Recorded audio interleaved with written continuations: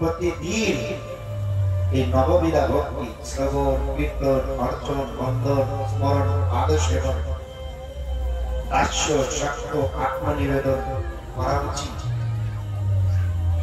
আমরা নানান কাজে ব্যস্ত হয়ে যাই, এই ব্যস্ততায় আমার কর্মের চাপা হয়ে যায়। শত ব্যস্ততার মধ্যেও কর্তব্য কর্ম করে শুদ্ধভাবে আয় করব, শুদ্ধভাবে ব্যয় করব, বিবাহ করব ভগবানের সুখের জন্য, সন্তান হবে ভগবানের সেবক সেবিকার জন্য। এইভাবে সমস্ত কিছু করে কৃষ্ণের সংসারকে সংসারে স্থাপন করব, যাতে করে ভগবান সুখী হয়। কিন্তু এর ব্যতিক্রম দেখা যায়, সংসারী যোগ করতে চায় না, এটা করতে চায় না। তাই